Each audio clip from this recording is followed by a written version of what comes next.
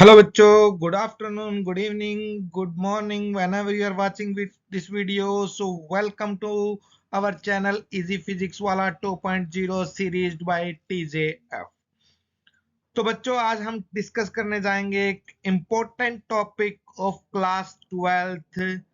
तो उस टॉपिक का नाम है बच्चों बोर की पोस्टुलेट को यूज करके हम रेडियस का डेरिवेशन करेंगे, nth सेल की रेडियस का डेरिवेशन करेंगे।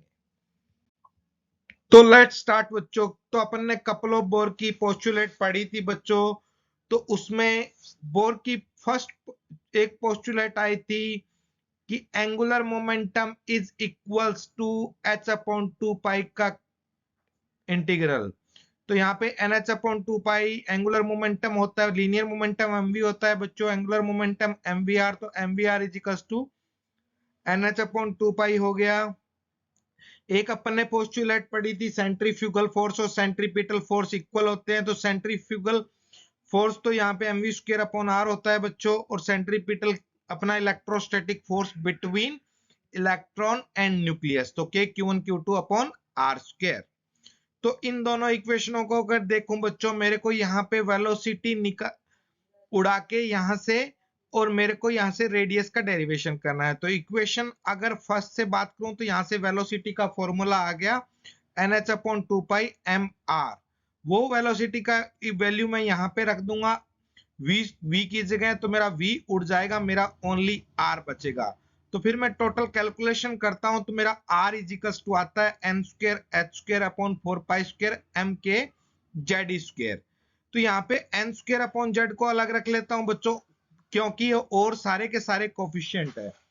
जब इसको जैसे h है वहां पे प्लैंक कांस्टेंट है, पाई की वैल्यू अपने को पता होती है, मास ऑफ इलेक्ट्रॉन है, k इलेक्ट्रोस्टैटिक कांस्टेंट है, और ई स्क्वायर है वो इलेक्ट्रॉन का चार्ज है। तो ये सब कोफिशिएंट की वैल्यू रखने के बाद आता है 0.53 एंगस्ट्रॉम।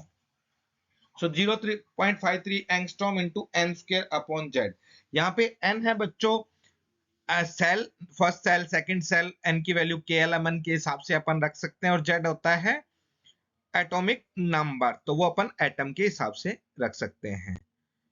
तो बच्चों यहाँ पे कुछ क्वेश्चन आते हैं इसके ऊपर, जैसे find the radius of first second and third shell of hydrogen atom. तो अपने को पता है रेडियस का फॉर्मूला हुआ 0.53 n स्क्वायर अपॉन जेड।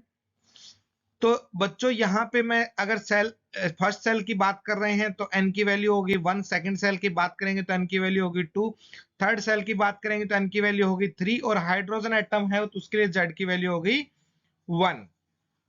तो यहां से बच्चों अपन ने ये वैल्यू रख दी, और ये वैल्यू आती है, वो आंसर आता है एंगस्ट्रॉम में। तो यहाँ पे पहले का आंसर आएगा 0.53 angstrom, 2.12 angstrom and 4077 angstrom.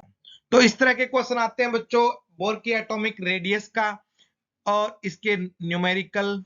Please go through it, it is very simple topic. And thanks for watching my video. Please share, like and subscribe. Thank you.